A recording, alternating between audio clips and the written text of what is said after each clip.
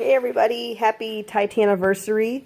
A little few hours late, but tonight, December 19th, 2017 officially marks amazingly 20 years since Titanic was released in the movie theaters. I remember it like yesterday. In some ways it feels like it has really been 20 years. In other ways it feels like it was just yesterday. It's also my first YouTube video, so pardon me for any kind of flubs or mistakes here. I'm just hanging out, watching what else? One of my favorite movies of all time. I rate Titanic as probably my favorite movie, probably tied with Dirty Dancing and La Bamba. Star Wars is also pretty high up on my list, as is most people. Anyway, but I'm here with my cats. That's Snickers, that's Obi-Wan. And we're just hanging out, and I just had some like random thoughts and reflections, memories of Titanic.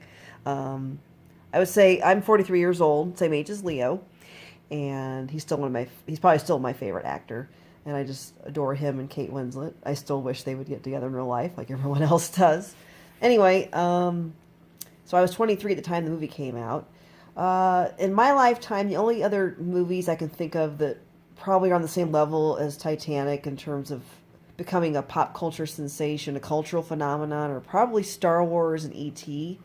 I was like 3 when Star Wars came out, so I really don't remember all the craze about it, but I knew it was a big deal as I got older. I did see Return of the Jedi in the theater on its original run, and I did see all the newer movies that came out. I know a friend of mine on Twitter, Alexandra, she's worried about the new Star Wars beating Titanic. I said, I don't think it's going to beat it, because even the last Star Wars movie 2 years ago didn't beat it. The other new movies that came out, the prequels several years back, didn't beat it either. So as much as people love Star Wars, they love Titanic more, I guess. So that's pretty cool. Anyway, so like I said, I was 23 when the movie came out. I actually worked the first night it was out in the theater, so I couldn't go see it. But my friend Mandy went to go see it. I was living in Minnesota at the time, going to college. And I called her the next day. I don't remember if she called me or I called her. And all I remember her saying was, "Oh my God, Paula, it was the best movie I've ever seen in my entire life." And she was like all emotional talking about it. And I went, "Oh my gosh, this movie's going to be special." I ended up seeing it in the movie theater 4 times. And I didn't cry as much. I cried the first time. The second time, I bawled like a baby. I don't know what it was about that second time that I saw it. Maybe I got more into the story. I think the thing is that a lot of the reasons people went to go see the movie multiple times, not just because of the great love story, was because they wanted to catch stuff that maybe they didn't see the first time around. Like, oh, I didn't notice that the first time I saw it. And there were things, I don't remember specific scenes, but there were things I noticed the second and third and fourth time I saw it in the theater that I didn't remember the first time. So anyway, yeah, it was just a great film. It swept the Academy Awards. It broke all box office records. It pretty much rose the bar sky high for other movies after that. And we really truly haven't had anything like Titanic since Titanic. Some people would argue The Notebook, and yeah, it's a great love story, but it wasn't the huge juggernaut box office monster the Titanic was. Another example is you have movies that tried to be like Titanic, like Pearl Harbor, and that was just a big cheesy mess that just didn't work. Twilight, again, it was a flash in the pan. I don't know. I mean, but Titanic was a movie that, okay, you didn't need dinosaurs, vampires, superheroes, or aliens running around in it to tell a great story.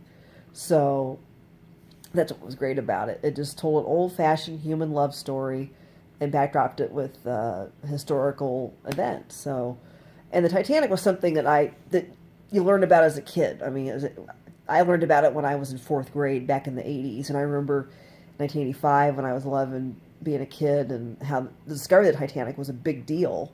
And I still have the National Geographics from the 80s when Robert Ballard discovered the wreckage. So that was pretty cool.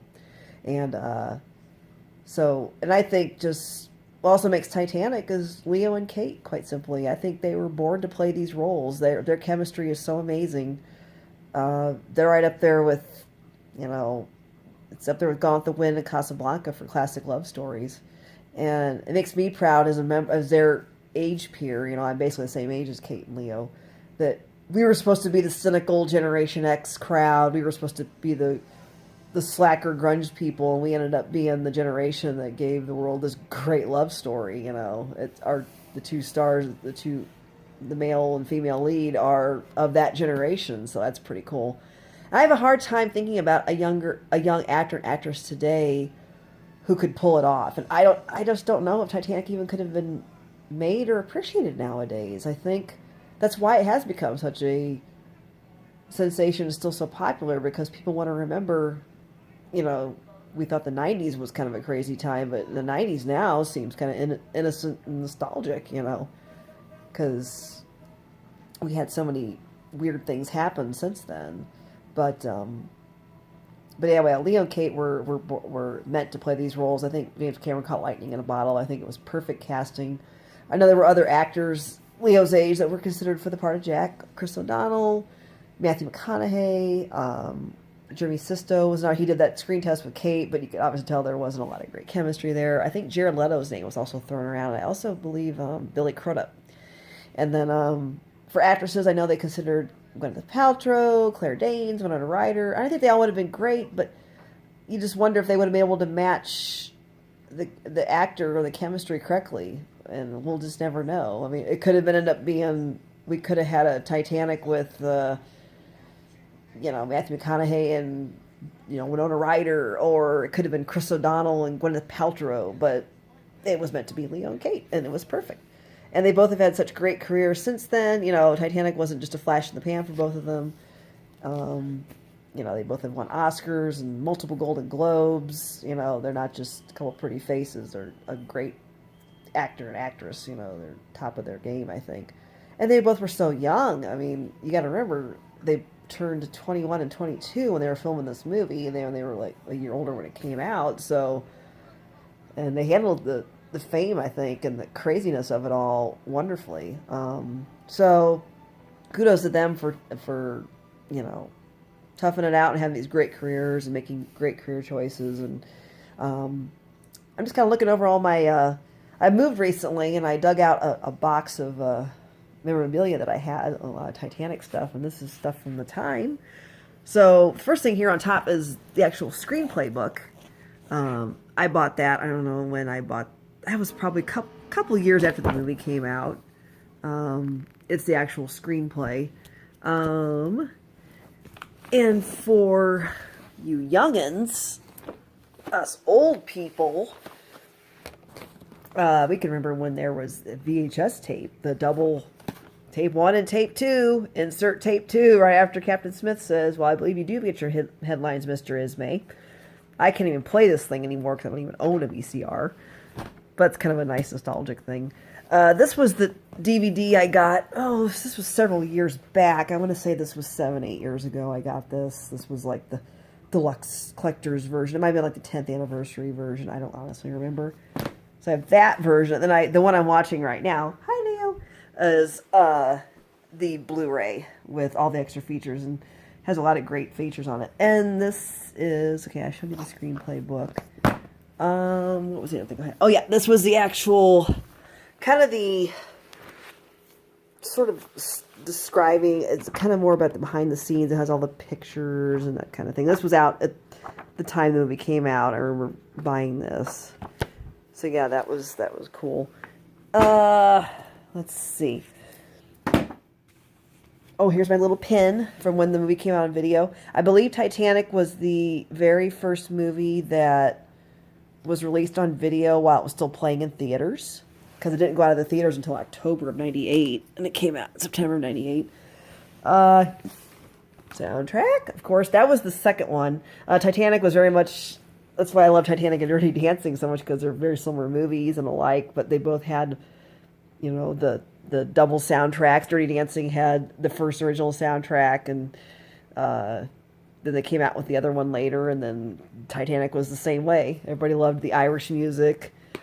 So this was a book that was written about James Cameron and the whole making of the movie, how crazy it was. It struck me that I just realized that I'm now the same age James Cameron was when he made Titanic, and I feel like, oh my gosh, what have I done with my life?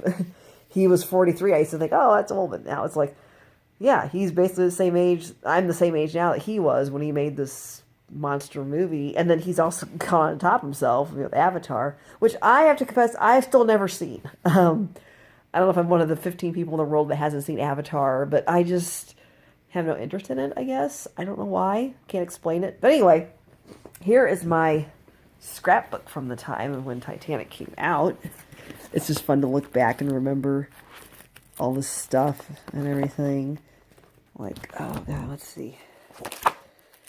Like, here's when it premiered in the Tokyo Film Festival, and all the Japanese girls were shrieking. My estranged husband was actually in the Navy in Japan at the time, and he remembered the craziness of it all, and he remembered how, I don't know, he said Leo had his shirt ripped off by some of the Japanese girls or something. I don't know. There's different, like, clips. Here's some of the original reviews. $3.25 for a movie ticket. That was the second time I saw it. You know, the box office charts and everything. There's an article about Gloria Stewart. Just all the stuff you see about, you know, how it kept making money week after week, and just, you know, steaming onward and everything, and just all the stuff there was, and the newspapers and the magazines, and how crazy it was. And, you know, the Golden Globe. Here's stuff from the premiere. There's Kate. There's Leo and Francis Fisher. Rod Stewart was there, I guess. Dustin Hoffman and his kids. I still remember watching stuff on E.T. and Extra and Entertainment Tonight. All that stuff that was on Access. I don't know if Access Hollywood was even on yet, but I remember watching the E special, watching the premiere special. Here's articles about Kate and everybody. Kathy Bates. I remember Kathy Bates was on, she was on the Today Show shortly after Titanic came out, and she was promoting Primary Colors, and I remember she talked about, they said something to her about Titanic, and she said, well, for the first time in my life, I have 12-year-old girls coming up to me and asking for my autograph because I was in a movie with Leo. And so it was funny stuff like that. Just all the stuff about, oh yeah, Man the Iron Mask. It was kind of like, became like my Leo scrapbook too. There's Kate and her first fiance, Jim. Just all the stuff about Leo that came, I guess Leo was hanging out with Madonna at one point. I don't know. Just other stuff. So yeah, it's just kind of fun to look back. You have all these books about Leo. Here's the advertisement for Suncoast movie, which I don't think even exists anymore. That store where you could buy movies. There's my receipt when I bought the $20 for the for the videos and stuff. And people were standing in line for the videos. And oh, this was cute. We're taking all waves of 13-year-old girls, sir. We're in danger of sinking. You got us on the Titanic tapes. So it's like this crowd of girls running into a video store. Yeah, so that was the whole thing. Baby Leo and his mom. So cute. So I kind of kept going with my Leo stuff, you know. Stuff after Titanic. Baby Leo again. So yeah. And yeah.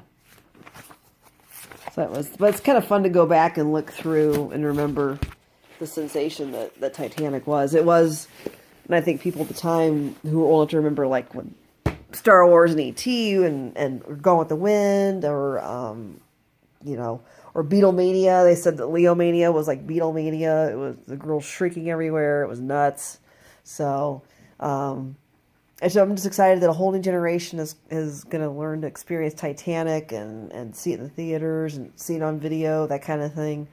It's just great. So that's all the thoughts I had for now. But just happy anniversary again to everybody involved in Titanic. And to all you kids out there, you know, just enjoy the movie for what it is. And the messages it teaches, I think it teaches us that life is precious, and you got to seize life when you have that chance, and, you know, live life to the fullest every day, live, laugh, and love, and, you know, enjoy Kate and Leo and her hand pressing against the steamed up car window. So Anyway, that's all my thoughts I had for now. Thank you for putting up with my first YouTube video. Feel free to comment, enjoy, and have a good night. Signing off.